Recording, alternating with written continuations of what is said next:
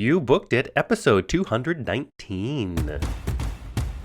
What's going on, everyone? Thank you for joining me today on You Booked It, the #1 podcast where you learn how to create a successful entertainment career. Have you joined the You Booked It community yet? It is your go-to entertainment career resource.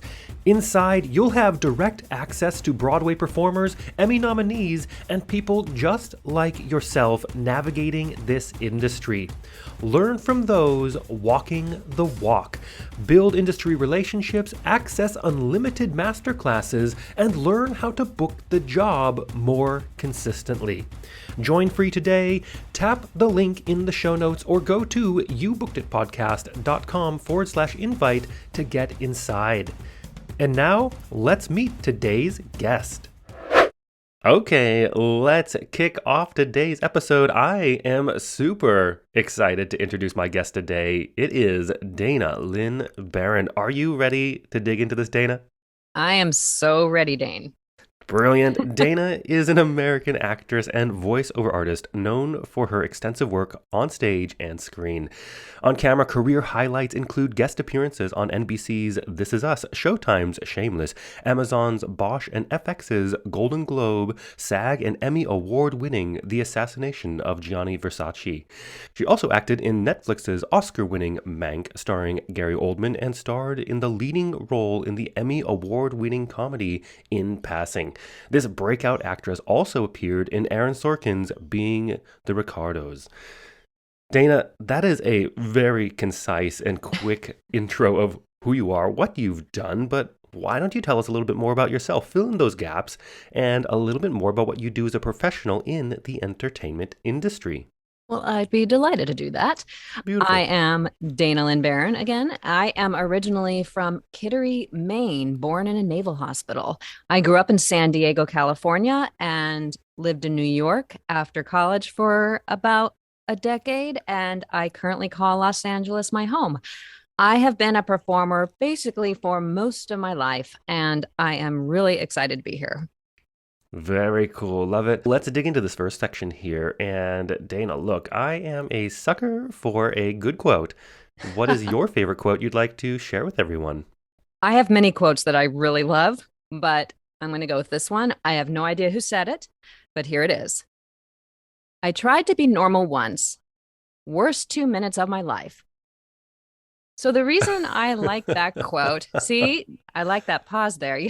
It's so good. I was like, is there more? Nope. Yes. No, that's it. I tried to be normal once. Worst 2 minutes of my life. Okay, where do I begin? I don't know about you or your audience, but I know I spent a good chunk of my life trying to be someone I wasn't, trying to fit myself into the boxes that I perceived, whether they said it outright to me or not, family or my teachers or people in the industry. I somehow in my mind got the idea that I had to be a certain way, act a certain way.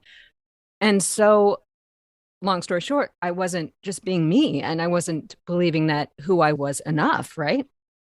So Yeah. once it's funny living in New York City when I moved there after college. That's where my 20s felt like graduate school in a way, because I was really getting to know myself, and it was messy. It was chaotic. It wasn't just this perfect unfolding of my becoming the young adult that I was, but figuring out who I truly was. Like, that was revelatory. That was exciting and scary all at the same time, because I realized it was a relief to know that I didn't have to, I don't know, just control the situation as much as I had been for so many years. And it's so freeing to just be yourself. And normal is boring. That's what I want to say. I just want to say normal is boring. And when you have the freedom to just be who you are, be weird, be loud, Yeah. be joyful, be all the things. I'm joyful, but I can have my low points too. I don't pretend anymore. That's why I love this quote, because when I can be honest about who I am and where I am day to day, moment to moment, that's freedom. And actors, we need that. Performers need that. Artists need that. We need to be free to be ourselves and stop trying to spend so much time to be what we think others want us to be. The end. Yeah, yeah. The perception, what we think others, want us to be. Yeah. Because ultimately, the reason we book gigs, the reason people are attracted to what we can bring to the table is because of who we are, not because of us mimicking Absolutely. someone or something else, right? Oh It's my just being gosh. you. And it's easier said than done, right? Yes. Oh, the Because, messaging is fierce in society and it's fierce. We are up against a wall a lot of the time. The mm, messages we get from family or from the world, even when it's well intended and coming from a loving space, shall we say, yeah, you believe, especially as a kid, I got certain words of support and love, but the messages were, oh, I get, if you say yes, please, and thank you will be praised for behaving well, you know. It's yeah, right. like when I wanted yeah, it's hard because in our work as creatives, circling back to it all circles back to that. The artists, I'll speak for myself. My bookings, my successes started increasing tenfold when I began to know myself, like myself, and be myself. Yeah, 100%. Know yourself, like yourself, be yourself. Yeah. Very well said. Love it. Let's move on to this next section here. And Dana, of course, you are an entertainer. I am an entertainer. And I think that you'd agree that this industry can be one of the most subjective, brutally honest, and personally emotional industries in existence. Mm-hmm. And you know as well as I that in order to create and have a successful career in this industry like you're having now takes a lot of dedication and hard work. And while, yeah, there is an outrageous amount of fun and fulfillment and excitement doing what we do, there are also our fair share of obstacles, challenges, and failures we are going to experience and we're going to have to move forward through. So tell us, what is one key challenge, obstacle, or failure you've experienced in your career, and how did you come out the other side better because of it? Oh, I have sometimes I look at my life and the fact that I'm still here. I should have, would have left this business like 20 years ago. And in fact, I have some of my peers did leave the business 20 years ago.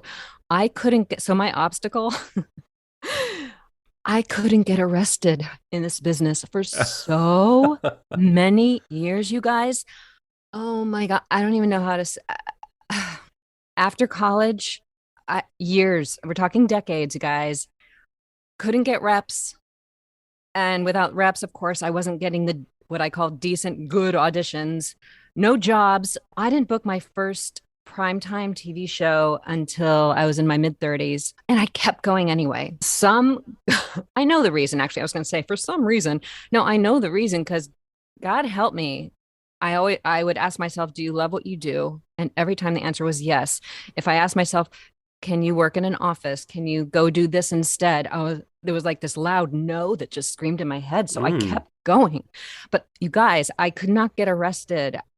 And I know for me, and I started performing professionally when I was 16, but it was professional, but I still thought, oh, this is a hobby. It's not a career. That was my mindset at the time.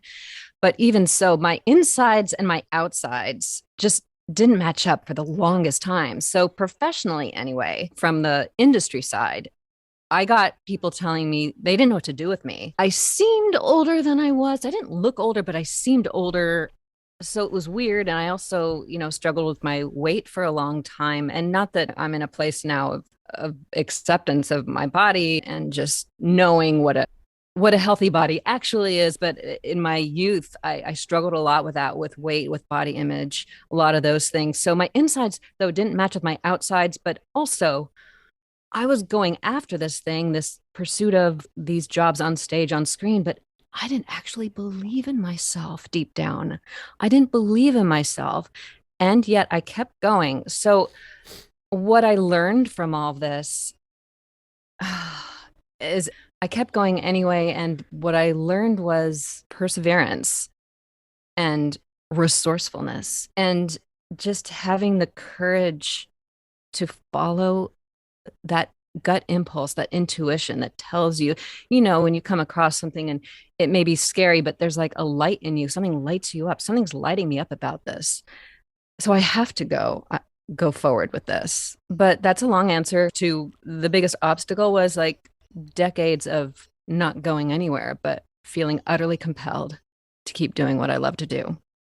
Yeah. And I really like how you said, okay, I would ask myself, do I love what I do? The answer was always yes. And I think the big one for me is, can I see myself working in an office or, a regular muggle job, right? Yeah. And the answer was always no. And that's exactly how I always felt. Because there are times when you really love what you do, but it's hard, right? It's not rainbows and unicorns all the time, as much as we love it to be. And it can be really challenging and really difficult. And you can Yeah. still love it, but it can still be exhausting.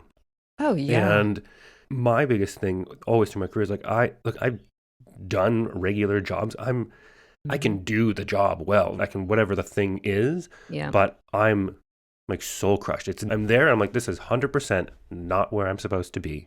Yep. My brain doesn't work that way. It just doesn't work. You know what I mean? And I'm really not good at that. And I know that about myself. So it's also like the alternative. And I could never deal with the alternative. And it's Hmm. just not where my mind works, my body works.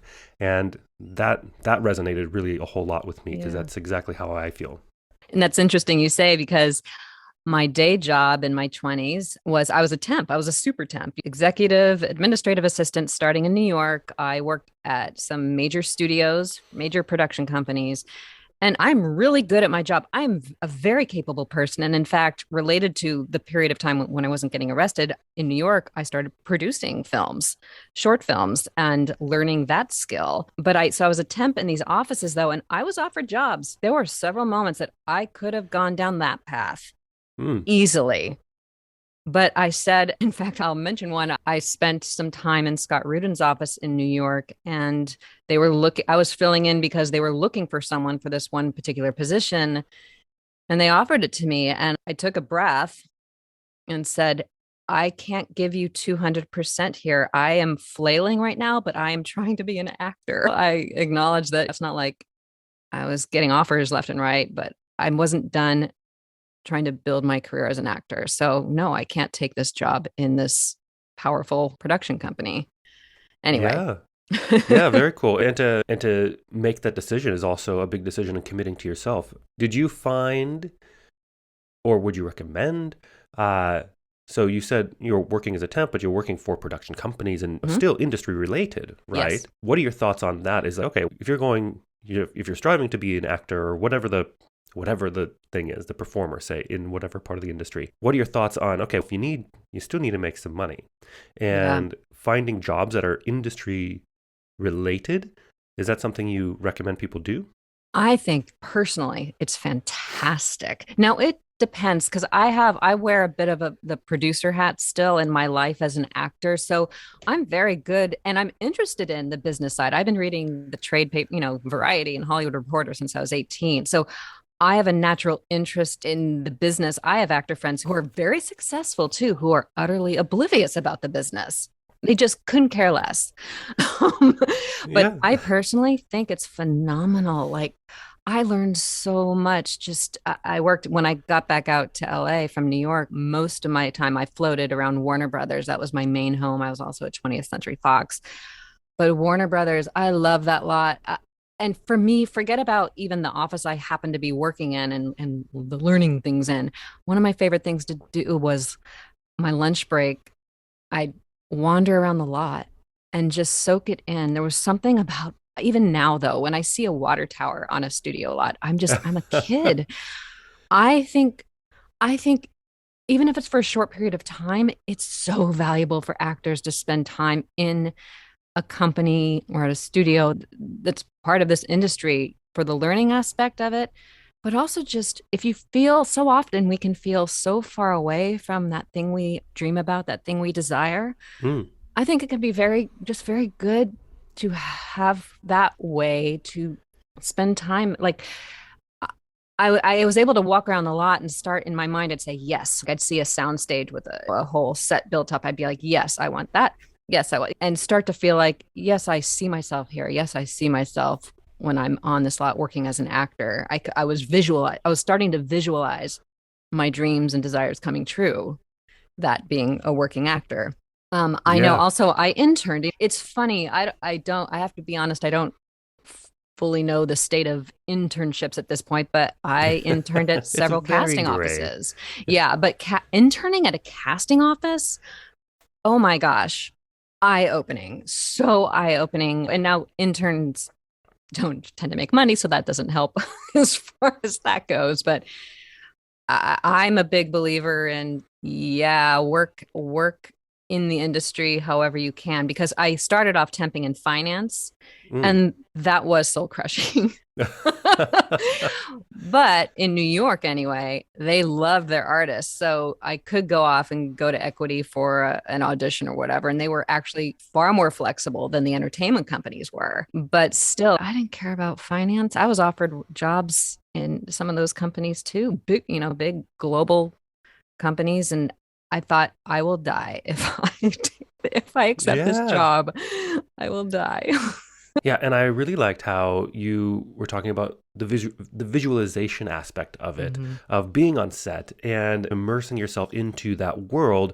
And I think where we see it more often on social media and things like that is that entrepreneurship thing, and Mm-hmm. people will say, "Oh, go to the car lot and sit in your dream car, whatever that might be," so you can feel that thing, so you can go, "Oh, this is what it feels like," right? But it's the same concept, but I think it's really important to try to if you can make your visualization much more physical, it just makes it more real. Yes, 100% yes. Cool. Okay. Did you know building industry relationships are the most important assets you need to create a long-lasting entertainment career? And don't take my word for it. Guest after guest here on the podcast have attributed some of their biggest career moments to their relationships. That is why you need to get yourself inside the You Booked It community.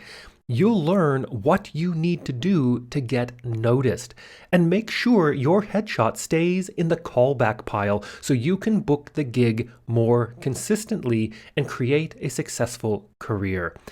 Tap the link in the show notes or go to youbookeditpodcast.com/invite to get inside free today. Let's move on to a time that I like to call your spotlight moment. That one moment in time you realized, yes, I am going to be an entertainer for a living, or maybe it was, yes, this is what I need to be doing as an entertainer in this industry. Tell us about that. With pleasure. So this moment was when I realized that I was an entertainer, that this was not a hobby.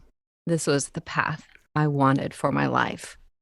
Mm. And this was when I was a student at a summer program, a summer theater program at Oxford University in England. And I was just having the most amazing time in this program, meeting fellow actors from all over the world and just having a great time and enjoying my work. And it was the first time, though, I was starting to realize, and frankly, it was based on feedback from teachers and fellow students. I'm like, oh, I might actually be good. I might Mm. actually be a good actor. And then all I know is there was one day during my time there was this beautiful courtyard in the middle of my college, Balliol College. And I was walking across it one day, minding my own business. And all of a sudden, it was like this punch in the stomach. And I started sobbing in the middle of the courtyard out of the Wow. blue. And my friend saw me and came over. What's wrong? What's wrong? What's wrong? And I'm crying and going, I'm going to be an actor. And she's like, why are you crying? I'm like, because I didn't know before. Oh. So that's it. That was the Oh. moment. And that was the moment I knew too. I'm like, I am going to tell my family. I'm going to tell everyone who thought it was a hobby, including myself, obviously. But everyone will know that I'm an actor. That's what I'm going to do. That's what I'm meant So to do. good. Yeah. So good. So profound. Love that. Let's piggyback on that real quick and Yeah. talk about your number one booked it moment. Walk us through that day, the auditions and callbacks, if they happen to be a part of it. What was going on in your life, and what about that moment makes it your favorite booked it moment? I'm very excited to share this one because it is my most recent booking, which Very cool. was, yes, it was. It was for my movie that's about to come out, which is Aaron Sorkin's Being the Ricardos. Mm. Now, it's my favorite for many reasons, which I will now reveal. First of all, it was during COVID. So there's that. I had my self tape audition last February, the very beginning of February. And well, I better tell the whole story. I was about to jump to the end, but I don't want to do that because there's a lesson in this one too, a lesson in this booking. So I did a self tape at the beginning of February. And again, I mentioned it's during COVID. So we're all taking all necessary precautions, hiding out at home, all the things. I nailed this audition. I was one of those things, you know how you get an audition sometimes and you just go, oh, this is in my wheelhouse, or oh, I just get the story, I get the characters. Mm. Of course, sometimes you also look at, oh, who's the director, who's in it, and then you get really excited when you see people like Aaron Sorkin and Nicole Kidman and Javier Bardem. So I just loved the whole prospect of the thing. And also, by the way, and maybe it's because of my history doing musical theater and I did all the 30s and 40s shows, I have a real knack for Mm. period pieces. And I did last year, I was in David Fincher's Mank. And so I have a knack for this thing too. So I did this audition, felt wonderful about it. And then I did something actors should never do because I was so certain. It was, again, I was like, I am so right for this. If I don't get a call back, I will go insane. So I waited by the phone. I'm using air quotes because all the versions of waiting by the phone, I was thinking about it every day rather than just going on with my life and just doing the other things going on in my life. I couldn't stop thinking about it and it was driving me crazy. And each week went by and I didn't hear anything. And I was getting really depressed. I'm like, how could I not get a call back at least? So I was waiting. And actors, we can't do that. We can't afford to drive ourselves insane like this. We know this. That said, 3 weeks have gone by and I was on a call with a dear old friend of mine. I call her my third grandma because she's old enough to be my grandma, but she's known me since I was 18. And we were talking and she knows me very well. And I was telling her the whole story because I'd been telling everyone this, well, the people close to me anyway, this whole story about this audition. And I should be getting called back. And she's, Dana, stop it. And only she could say this to me. She scolds me when I need to be scolded, but in this very loving way, someone who knows me deeply. She said, you have to let it go. So I know, Maureen, I know you. I know I need to move on and not think about it. She's like, just let go. And something in the way she said it to me, I was crying. I was very emotional. But that night, I finally let it go, truly. Forgot about it, slept really well for the first time in a while. The next morning, I got an email from my agent with an offer of the role. Whoa. So I say all this because I had the self-tape audition and I was offered the role 3 weeks later. No callback, no director Wow. session. I was in shock. I'm like, is this a mistake? Doesn't Aaron Sorkin have notes for me? There must be notes. And I know I nailed it, but like, I'm a collaborator. I love the feedback. I want to hear what else he has to tell me about the character. No, you're just hired. Whoa. So that is my favorite booked it story. That is so cool. And when is the movie being released? It is being released on Amazon December 21st, but it's going to be in theaters starting December 10th. Okay. So, yeah. Very cool. I'm excited for that. Yes, very exciting. Beautiful. Let's take a moment to talk about the present. What projects are you working on now? What are you looking forward to? And, this global pandemic is coming. It's going. It's coming. It's going. How do you Yeah. see the entertainment industry moving forward in the next couple of years? Good questions. Yes, not all easy, but yeah. Yeah, no, but it's funny because basically right now, frankly, I am on the press tour for Being the Ricardos and Yeah. and it's funny, I have friends who've come before me as far as the things they've experienced in this industry, including doing press for things. This is my first time doing that. So I am busy and on my toes with those activities. Um, Very busy and busy with auditions. And I will say, since this film, even before it's come out, I've just experienced and observed a real leveling up, not just of the number of auditions, but the quality of the auditions, we can Yeah. say. Like the offices that have never had me in before are having me in, and bigger roles or more interesting roles and high profile projects, which is very exciting for me. Um, I have a publicist for the first time. And so there's this leveling up happening right now. And there's so much going on that I can sometimes feel a little overwhelmed, but I'm learning a lot. There's going to be a lot of education going on too right now, which is fabulous. And I know Mm. when I get on the other side of it, I'm going to be I'm grateful now, but oh, now I know what it feels like to go through a press tour for something, what it feels like to be in rooms with these people I respect and admire and want to be working with, and just talking to them, meeting them. It's exciting and scary at the same time, which is the best kind of. I love feeling nervous about something because it to me that's a positive thing. It means I'm excited. It means I'm alive. My energy, like I'm crackling right now. But Yeah. there's a lot going on, and I need to take deep breaths every day. Mm. No, as far as where I see the industry going and what this means for all of us actors, I just see a lot more opportunities than ever for actors. This has been happening for a while now. Just there are more platforms for us to share our work. For those of us who are creating our own work, there's so many places to do that.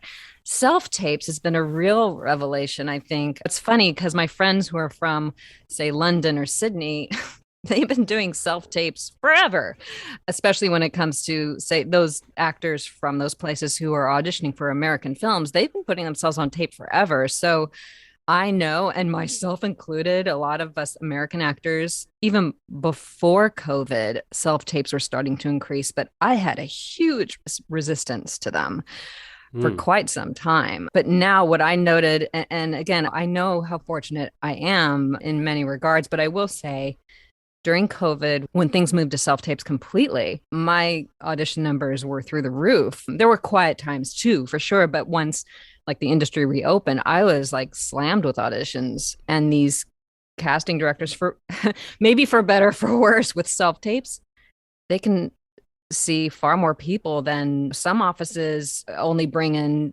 10 people per role. That was Right. my experience pre-COVID.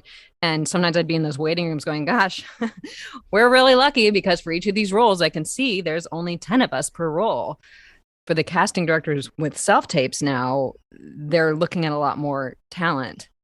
And that is good because actors who maybe had trouble getting in the rooms before may find, I think, that there'll just be more opportunities.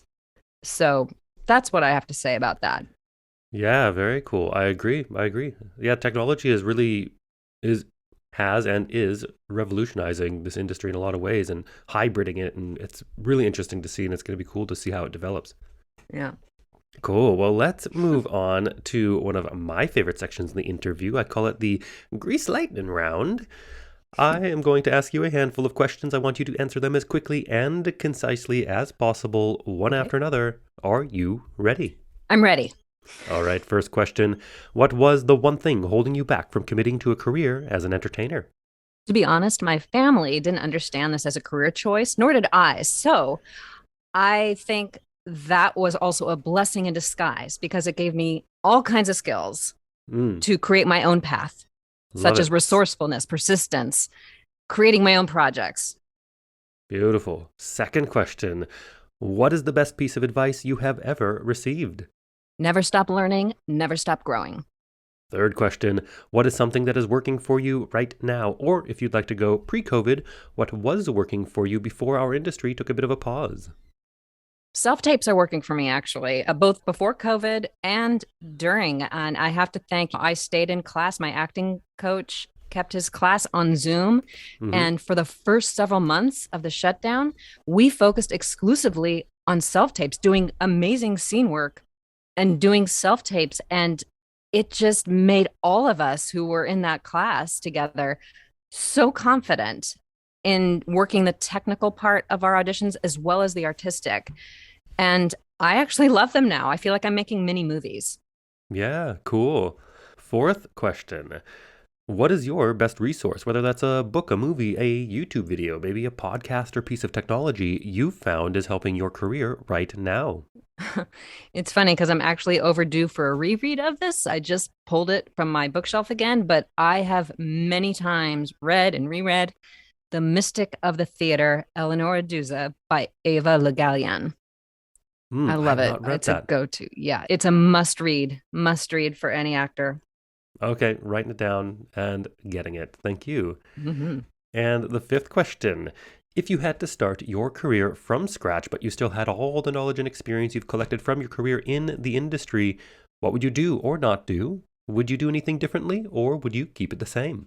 I would worry less, slow down, be myself, and know that was enough, that I was enough. I love that. And know that that was enough, that I was enough. Really love that.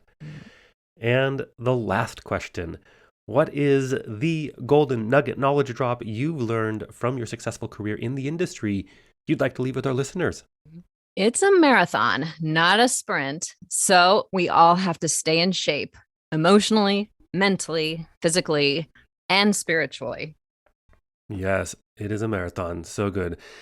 And to wrap up this interview, Dana, it has come time for you to give yourself a plug. Where can we find you? How do our listeners connect with you? Is there anything you want to promote? Yes. So I'm at danalynbaron.com.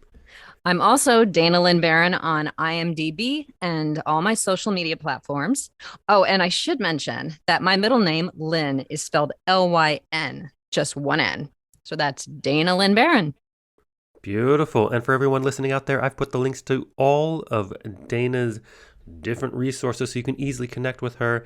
And also be sure to share this podcast with your fellow entertainers, coaches, teachers, arts and entertainment educators, and anyone you know aspiring to create a career in the entertainment industry. You Booked It is the #1 resource of expertise on how to actually create a successful entertainment career. Case in point, everything we got today chatting with Dana. If you liked this episode, hit that subscribe button so you don't miss the next one. Dana, thank you so much for coming on to the show. It's been so fantastic having you on and getting to know you a bit and having a bit of a chat. Thank you, Dane. I was so glad to be able to talk to you today. This was really fun. Thank you so much for listening today. If you enjoyed this episode and want more like it, be sure to smash that subscribe button. Also, be sure to join the You Booked It community. Inside, you can connect with your people, build industry relationships, unlock unlimited masterclasses, and access the tools and training you need to create sustainable career momentum. Get your invite link right now. Tap the link in the show notes or head over to youbookeditpodcast.com/invite, and we'll see you there.